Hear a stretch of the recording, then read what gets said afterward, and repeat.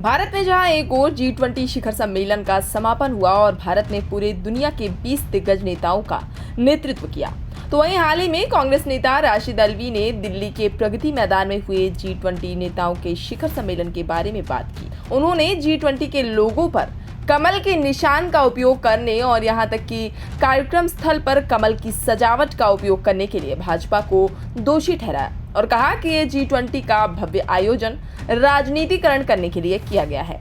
आगे उन्होंने कहा कि G20 के लोगों में कमल के निशान का इस्तेमाल किया गया था और कार्यक्रम स्थल पर कमल की सजावट भी की गई थी। ये पूरे देश के लिए एक विशेष अवसर था और हम सभी को इस पर गर्व है, लेकिन बीजेपी को इसका राजनीतिकरण नहीं करना चाहिए था। चूंकि अफ्रीकी संघ G20 के सबसे नए सदस्य हैं, इसलिए उनका भारत की उपलब्धियों की प्रशंसा करना सही था। तो वहीं कांग्रेस नेता राशिद अल्वी ने भाजपा द्वारा कथित तौर पर इंडिया का नाम बदलकर भारत करने पर भी भाजपा को घेरा। उन्होंने बीजेपी नेताओं से पूछा कि अगर उन्हें इंडिया नाम से इतनी ही नफरत है तो पिछले 9 साल में उन्होंने नाम क्यों नहीं बदला। उन्होंने कहा कि बीजेपी हमेशा कोशिश करने के बाद भी इंडिया का नाम नहीं हटा पाएगी। अगर भारत लफ्ज से उनको बीजेपी को प्रधानमंत्री को बहुत प्यार है और इंडिया से उन्हें बहुत नफरत है, तो पिछले 9 साल से आप क्या कर रहे थे?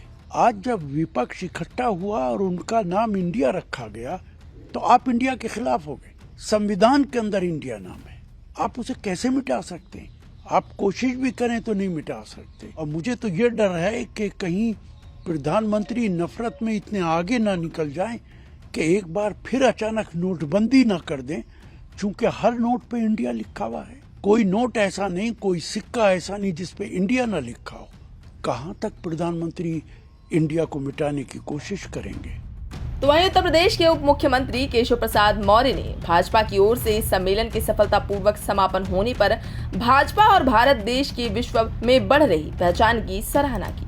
भारत की अध्यक्षता में G20 का सम्मेलन हुआ और इसमें G21 हो गया है, जिसमें अफ्रीकी यूनियन भी शामिल हुआ है।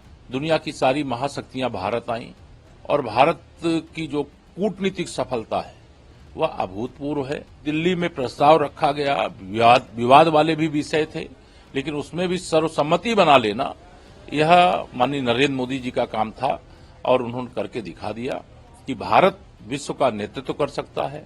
दुनिया में नंबर 1 का स्थान भारत का हर दृष्टि से बनाने का यह जो प्रयास चल रहा था, उसमें यह एक मजबूत नींव पड़ गई है। उसमें इमारत खड़ा करने का काम तीसरी बार मोदी सरकार से शुरू हो जाएगा। बहरहाल G20 समिट ने पूरे दुनिया में भारत की अलग पहचान बनाई, साथ ही वैश्विक नेताओं की मेहमान नवाजी कर विश्व गुरु की अपनी और बड़ी तस्वीर विश्व के पटल पर बनाई है। तो फिलहाल के लिए इस खबर में बस इतना ही। ये खबर आपको कैसी लगी और इस पर आपका क्या कहना है, हमें कमेंट करके जरूर बताएं। और देश दुनिया की तमाम खबरों से लगातार रहने के लिए अपडेट सब्सक्राइब करें हमारा चैनल इंडिया पब्लिक खबर और बेल आइकन को दबाना बिल्कुल न भूलें।